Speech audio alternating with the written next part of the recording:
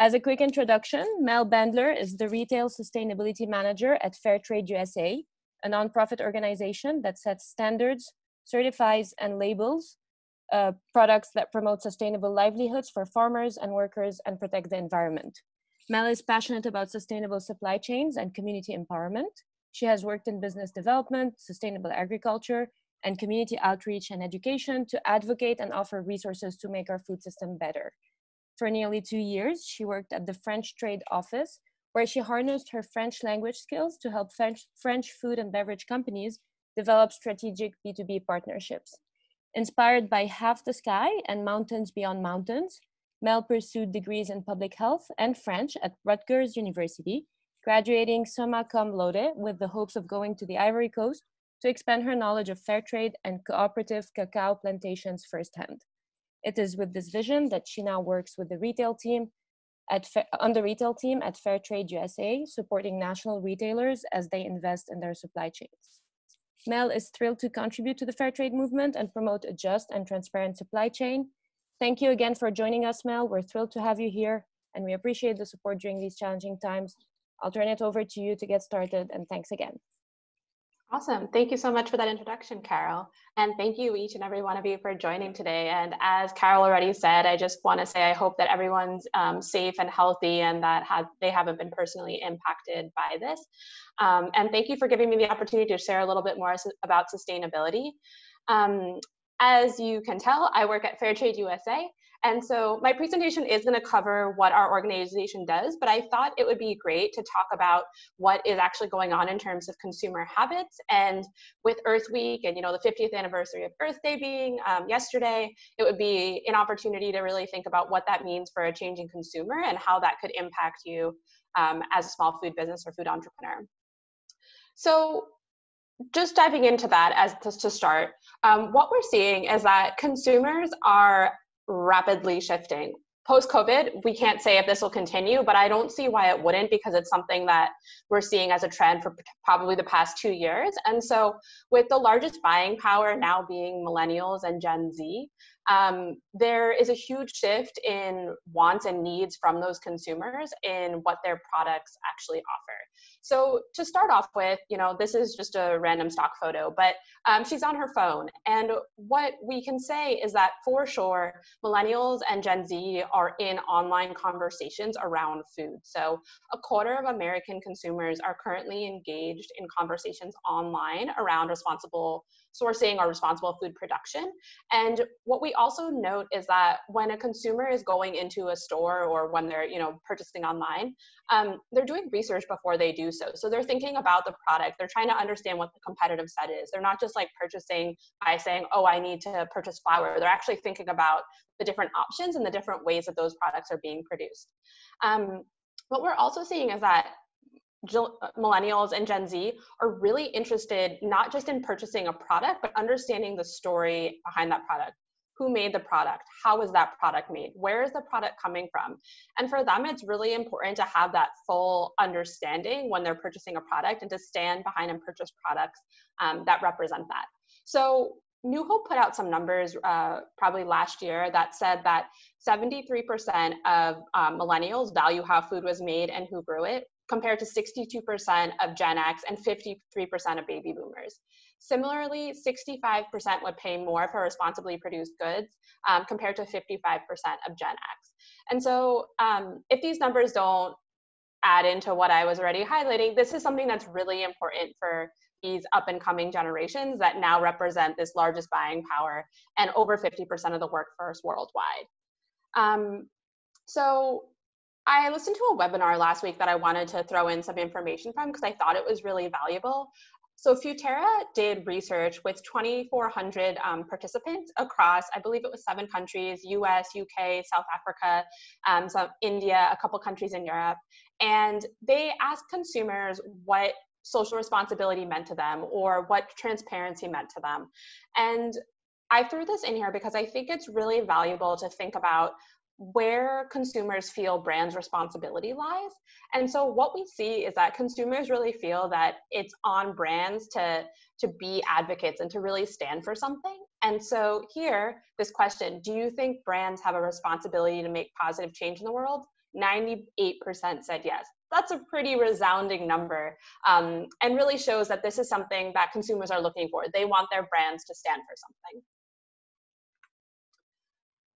If consumer opinion didn't inspire you, I thought I'd throw in some sales numbers and some information around what products are actually seeing on shelf. So sustainability is selling. Sustainability is something that we're seeing as a fast-growing and high-value attribute.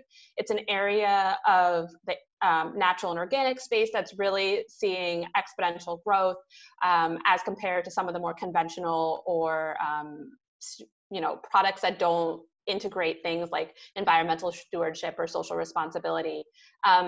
Sustainable products are found in more than half of US households, and sustainable product claims are on the rise. And we're seeing that can really be many things. It can be a fair trade, it can be a non-GMO, it can be something like natural or no artificial ingredients or free from. So it's a broad spectrum, but those sorts of claims are something that are not only really growing on products, but they're also growing in store. As someone who works with retail, I'm seeing increased in-store signage and bib tags and different kinds of call outs around sustainability, and really working with partners to figure out how they can educate consumers around that. Because they recognize this is something that consumers are looking for, and it's a way to really engage with those up and coming millennials and Gen Z shoppers. I think there's also an additional piece that I wanted to really talk about, because it's one thing to think about sustainability, whether that be in the week of Earth Day, or to just think about sustainability and say, oh yeah, I can be sustainable and that's going to attract more business. But I think there's also something to say that brand authenticity and your brand voice is really important when you're talking to your consumers. And so again, this is from Futerra, that survey of 2,400 consumers across around 7 countries.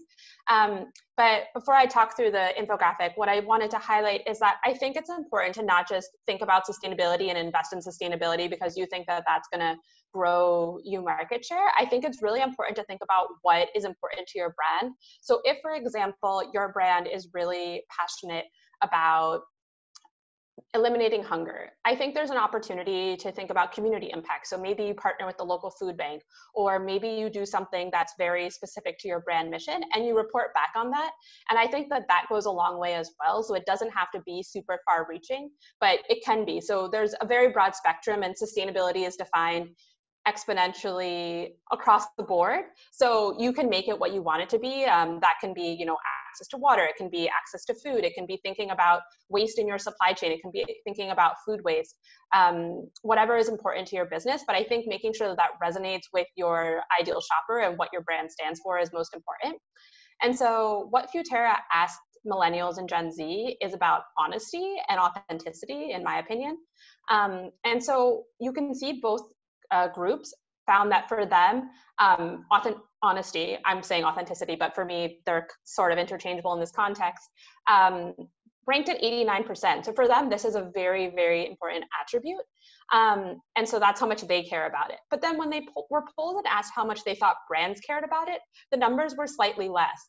And so I think that this is an area where a brand could really lean into being honest and being transparent and talking to their consumers about what they're passionate about and what they stand for is a really big opportunity to gain traction, and recognize that, as all the crazy things are going on in the world, this is an opportunity for you to really connect with your consumers and your audience, and to tell them what it is that your brand is offering them.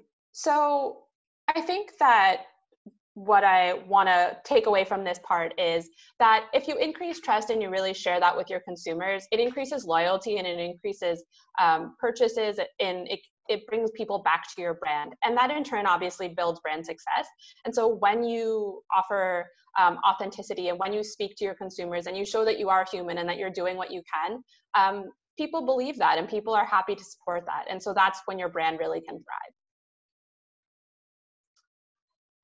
So I wanted to take a zoom out and kind of talk about how fair trade addresses sustainability and how potentially one angle that you could think about if you wanted to in terms of sustainability is the global supply chains that you're working in. Potentially you're using sugar or cocoa or coffee or tea or produce in one of your products. And this would be something to think about as one angle of sustainability. And this is how specifically fair trade operates or sees things. So when we think about global supply chains in agriculture, the majority of the world's poor are working in farming. And as a result of that, it really means that our global supply chains are dependent on individuals that are in very precarious situations. So many times they're working on less than $2 a day. And in that situation, they're unable to really think about long-term planning or long-term sustainability. It's really focused on, getting through the day-to-day and thinking about how to feed their families or just making it until tomorrow. So with that in mind, I think fair trade really feels there's an opportunity to work with these vulnerable populations, especially in times like what's going on in the world today, because we feel that based on resiliency, when our program comes in, which I'll discuss in a little bit more detail, there's opportunity to really prepare for climate change or market volatility or access to capital, which I'll go through right now. So when we think about climate change, whether we're talking about coconut farmers in the Philippines who are living on an island and susceptible to typhoons, or we're thinking about a farmer like this gentleman in Central America who is growing coffee and susceptible to the coffee rust, which was able to pass because there was increased temperature and then there was increased humidity, which allowed a fungus to attack coffee plants. Or we're talking about something as simple as, the temperature went up, so the crop that someone is growing isn't able to thrive. This is something that, as I mentioned earlier, in thinking about short-term planning, is very difficult to be on top of and to think against when there isn't really long-term planning and possibilities. And so that's one risk for global agricultural supply chains.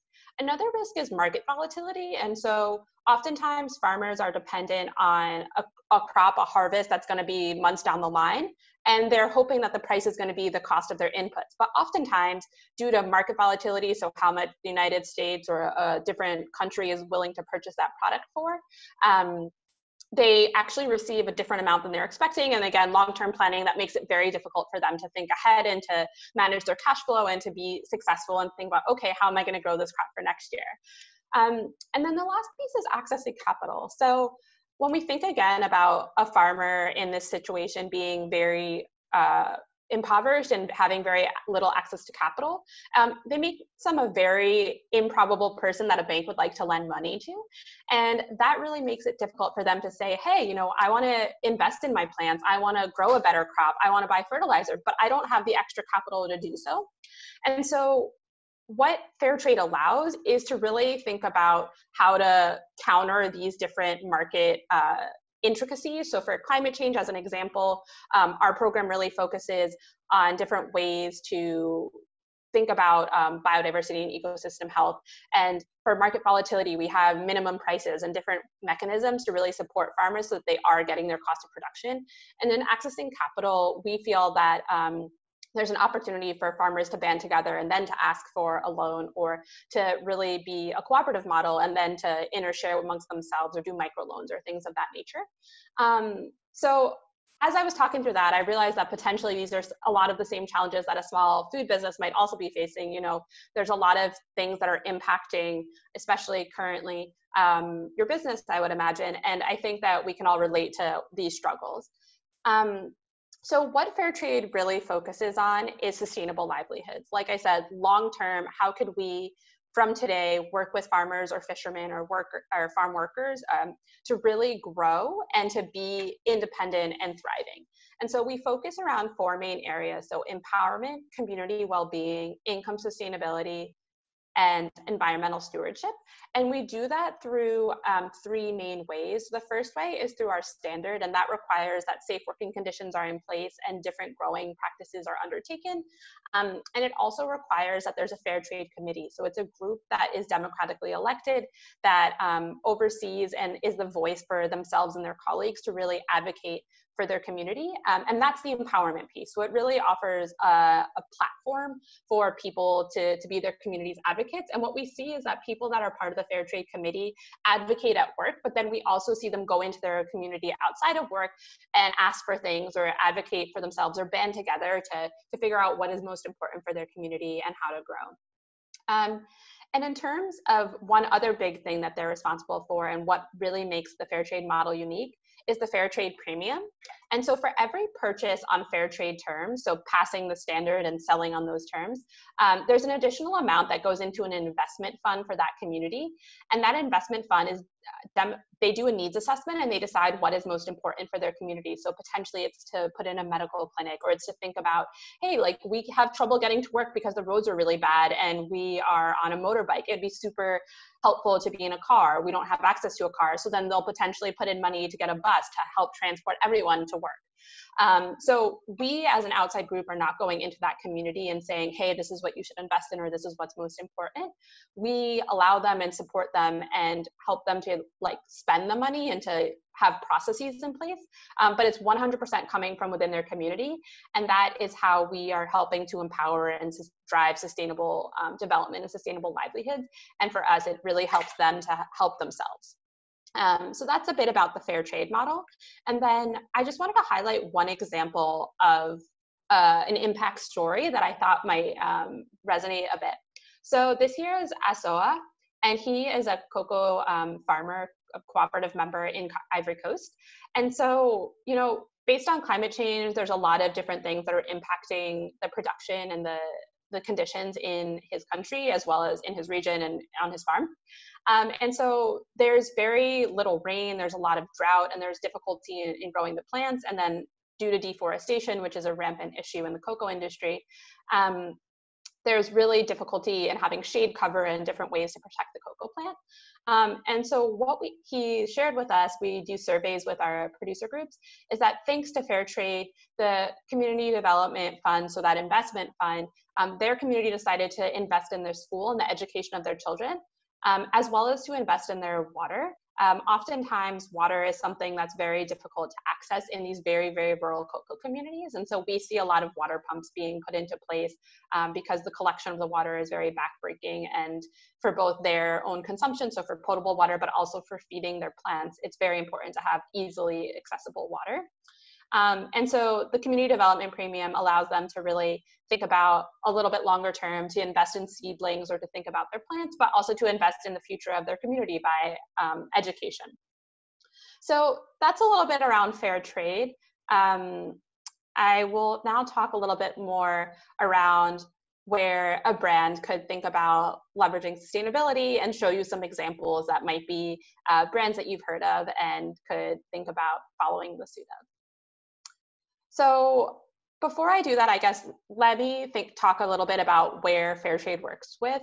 We work with tons and tons of national brands from coast to coast, and really help them to think about their the messaging and what their supply chains look like. And then we also work with retailers, my team specifically, as they try and purchase fair trade products. And so we really see this momentum building and this opportunity and excitement by our partners to talk about the sustainability in our partnership.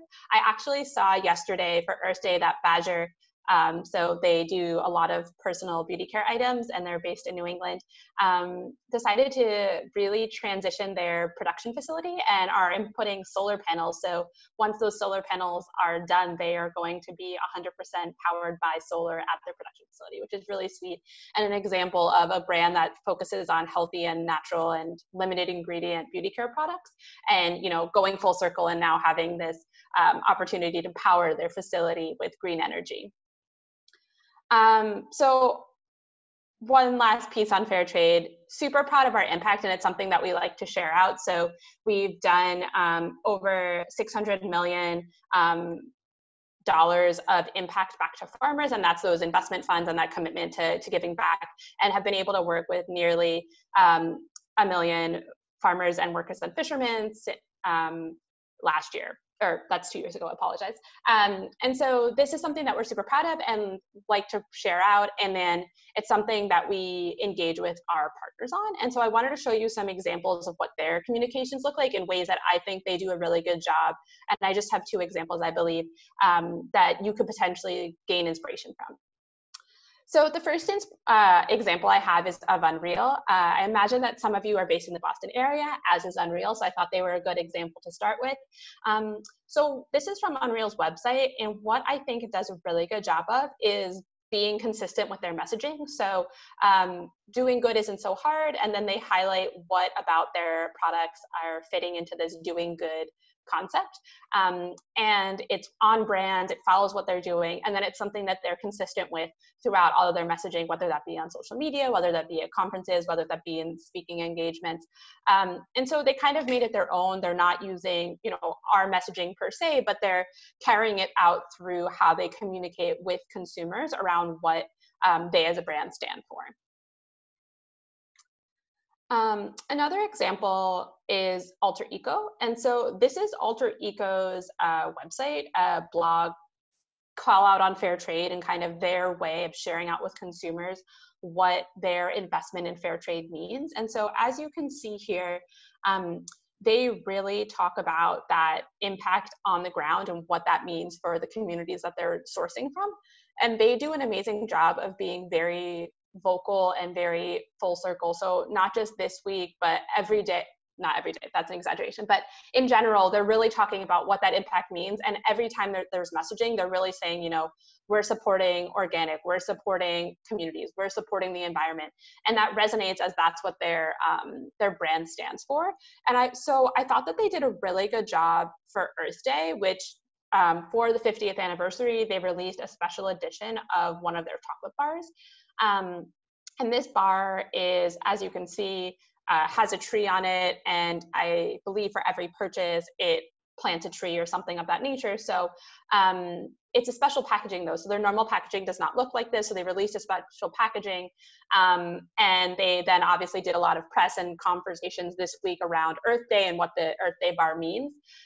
Which is amazing and super commendable, but it builds on what they do throughout 365 days of the year. If we look in the right of this slide, there's their truffles, and their truffles protect the environment all the time because that packaging is 100% compostable. And so I think that this is a really good example of a brand that is leaning into Earth Day and is, standing for their values, but it's something that their values are 100% of the time. Whereas potentially if they were a brand that was just doing this for Earth Day, a consumer could see that as saying, oh, well, it's Earth Day, so obviously they're going to do something sustainable. But they're living that value and they're being honest and authentic in doing that all year long. So I hope that this kind of has planted some ideas and made you think a little bit about where sustainability is going and how this might be inspirational or important or interesting for your brand or for yourself. And I wanted to just leave you with some concise points that might be helpful as you think about this and digest this information.